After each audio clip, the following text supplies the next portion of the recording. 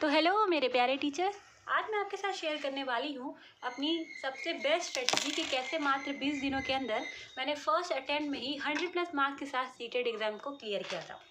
सबसे पहले बता दूँ आपको कि मैंने जो 20 दिन में क्लियर किया वो मेरा कोई ऐसा शौक नहीं था, वो बस मेरे पास बचा ही 20 दिन था, तो मुझे जल्दी जल्दी सब कवर करना था। मैंने सबसे पहले स्टार्ट किया था सचिन एकेडमी के मैराथन से। मैंने वहाँ पर कुछ मैराथन देखे थे, जैसे कि फेब 2026 में मेरा एग्ज़ाम था और उन्होंने उस दौरान जितने मैराथन डाले थे वो सबको मैंने कवर किया था।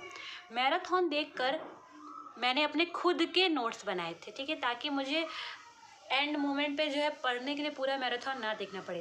अब उस नोट्स को मैंने हिंदी और इंग्लिश दोनों लैंग्वेज में बनाया था। जैसे कि कुछ चीज़ें मैं उनसे सुनती, फिर एकदम पॉइंट वाइज सारा नोट करती थी, लेकिन चीज़ें और क्लियर हो जाए ताकि मुझे उसका एग्जाम्पल से, सिचुएशन से मालूम हो जाए कि वो क्या कहना चाहता है। तो उसके लिए मैंने जेमिनाई का यूज़ किया। मैं उस पर डालती और क्या नाम है, सर्च करती कि इस सिचुएशन में क्या एग्जाम्पल हो सकता है। जैसे कि अगर मान लीजिए लेव वाइगोत्स्की का ही कोई थ्योरी था, तो उस थ्योरी को समझने के लिए मैंने जेमिनाई से सिचुएशनल एग्जाम्पल मांगा। इससे फ़ायदा क्या होता है कि जो एग्ज़ाम में पेडागोजी आती है आपकी, वो सारी यही सिचुएशनल बेस्ड होती है। तो आपका एक साथ दो काम हो जाता है, थ्योरी भी याद हो जाती है, पेडागोजी का भी काम हो जाता है।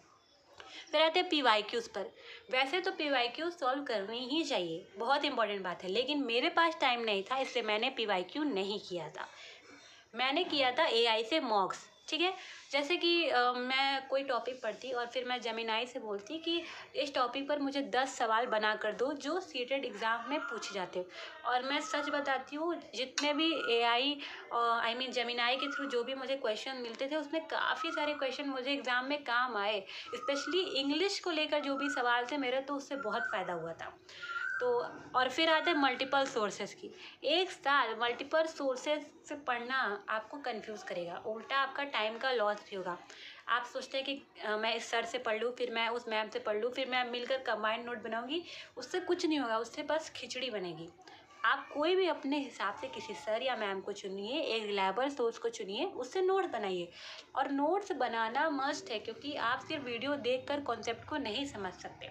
हालांकि मैं अभी छोटे मोटे जो टॉपिक्स हैं जो कि इम्पॉर्टेंट है, उससे मैं एकदम ऑन पॉइंट नोट्स बनाकर डालूंगी ताकि आपको काम आए। जैसे कि थोड़ी देर पहले मैंने लेव वाइगोत्स्की पर डाला था, एकदम ऑन पॉइंट सारा नोट्स है। तो इसी तरह मैं धीरे धीरे सारे सब्जेक्ट को कवर करूँगी।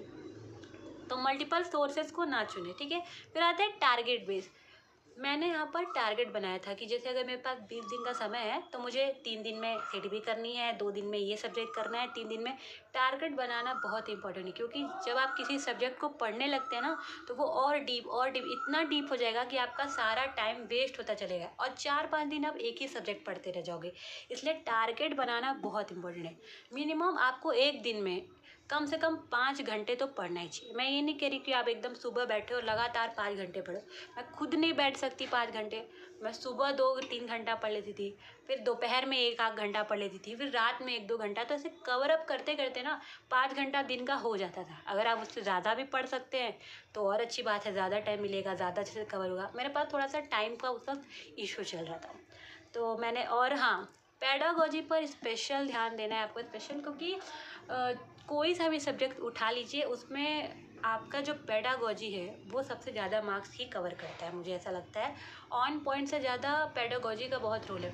और पहले जैसे मैं शुरू में पेडागोजी पढ़ रही थी तो मुझे वो बहुत इजी लगा। जैसे कि अभी कुछ दिन पहले मेरा UP टेट का एग्ज़ाम था और बहुत ही ईजी पेडागोजी आया था उसमें, लेकिन CTET का उतना ईजी नहीं होता है। जो आपको 4 ऑप्शन मिलते हैं ना, उसमें 2-3 ऑप्शन ही आपको एकदम सही लगने लगते हैं। इसके लिए आपका पेडागोजी का प्रैक्टिस होना बहुत ज़रूरी है। और मैं फिर से बोलूँगी, जेमिनाई एकदम मस्त चीज़ है, मतलब उसका तो आपको अच्छे से यूज़ करना ही होगा। आप इससे नोट्स मांगिए, आप इससे एग्जाम्पल मांगिए, आप इससे मॉक्स बनवाइए, इसका जेमिनाई का फुल फ़ायदा उठाइए और इस तरीके से आप आराम से अच्छे मार्क्स ला सकते हैं। जब मैं 20 दिन में 100 ला सकती हूँ, तो अभी तक आपके पास अराउंड 2 मंथ का समय है, तो आप 120-130+ तो आराम से ही ला लेंगे। तो बस आपको इस साइड स्ट्रेटेजी को फॉलो करना है और PYQ कर लीजिएगा, क्योंकि इससे फ़ायदा ही होता है। हालांकि मैराथन वीडियोस जो होती है उसमें PYQ के ही क्वेश्चन होते हैं, पर मैं कहती हूँ जितना ज़्यादा पढ़ोगे उतनी ज़्यादा प्रैक्टिस होगी। अगर आपके पास टाइम की कमी है तो मेरी स्ट्रेटेजी को फॉलो ज़रूर करिएगा और नोट्स ज़रूर बनाइएगा, ठीक है। अब मैं चलती हूँ, बाय बाय।